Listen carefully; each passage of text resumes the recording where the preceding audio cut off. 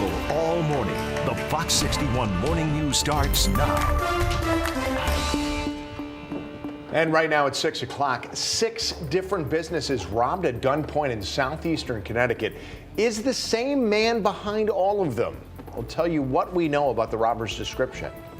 And a closer look at the work being done to help prevent violent tragedies in the capital city. Also, the war in Ukraine has come back to the capital city of Kyiv. Look at that smoke. Multiple explosions were reported over there overnight, and deaths have been reported as well. Good morning, sunshine. 6 o'clock on a Monday. We hope you're having a great start to the work week.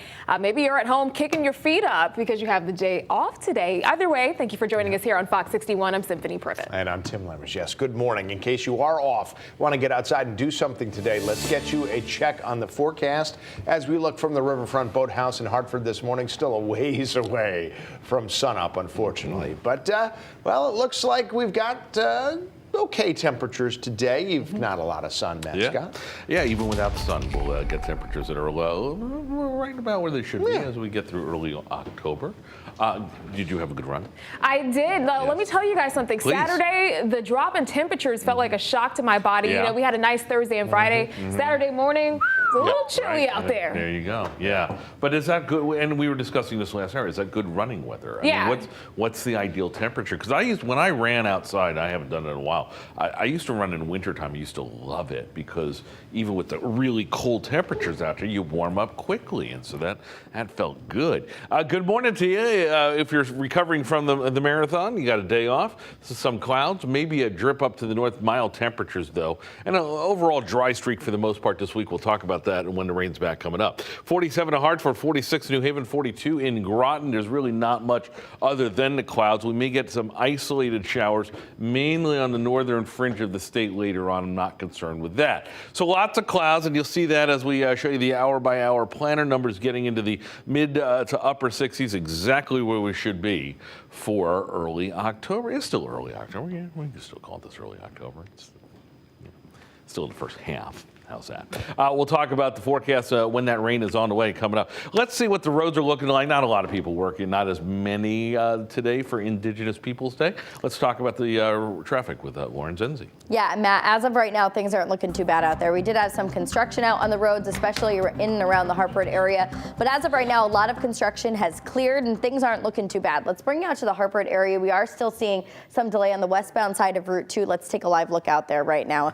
Actually, things are looking really good. Construction may be starting to wrap up a little earlier than expected. So as of right now, Route 2 is moving much better than it was about 3 minutes ago. So that's some good news over there.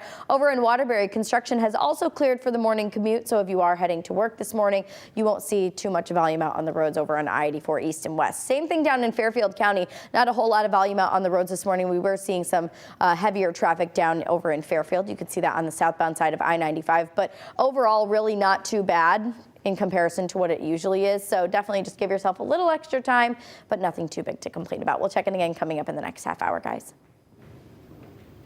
All right, thank you, Lauren. 6:03, we have breaking news overnight out of Ukraine. Several explosions reported in Kyiv, happening early this morning. Yeah, this is happening in the city's Shevchenko district, which is where several government offices are located.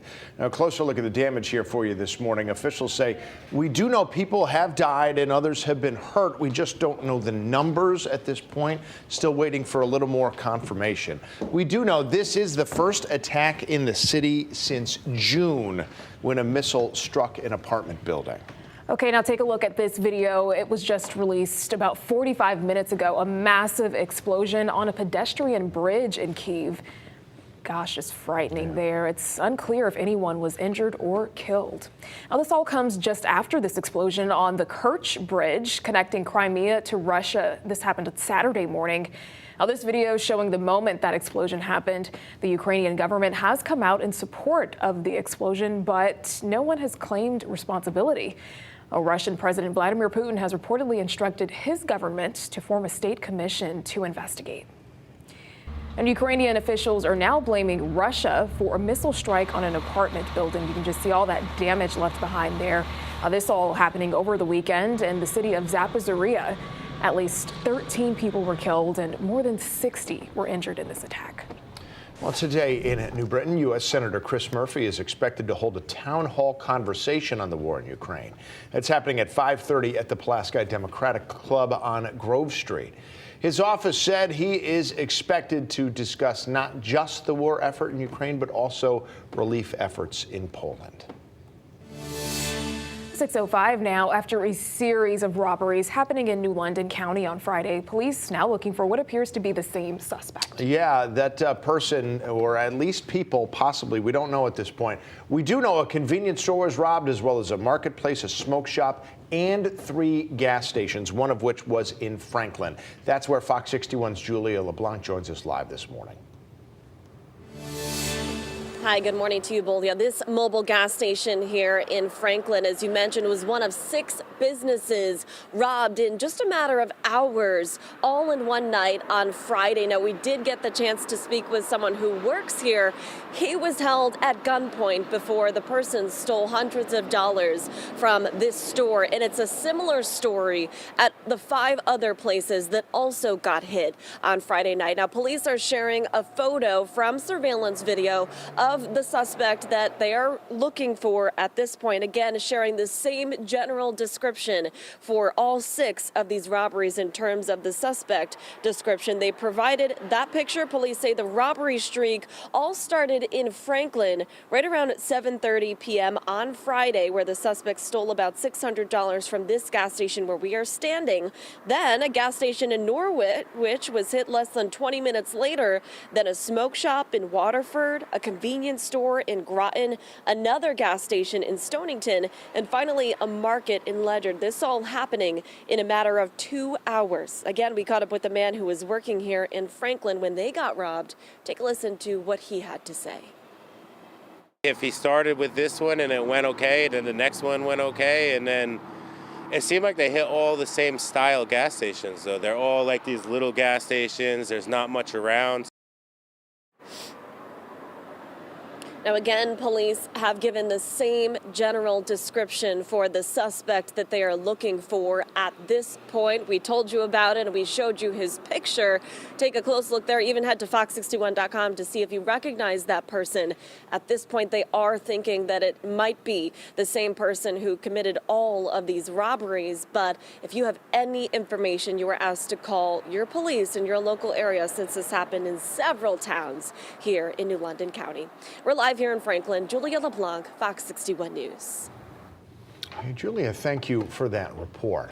Now, while we're still talking about armed robberies here, Cromwell police said they arrested a man and a woman who robbed somebody of their shoes at gunpoint. They said the victim was trying to sell the shoes to the robbers last night at River Center Plaza on Berlin Road. But police said 20-year-old Julio Oquendo pulled out a gun and 21-year-old Carmen Rogers took the victim's shoes. Middletown police said they later found both of them and the shoes at their home on Rapallo Avenue. Both suspects are facing robbery and other charges. Now, Cromwell police just want to remind residents there, they've got parking spaces right in front of the police station for people to meet up for internet exchanges. Also remember these safety tips.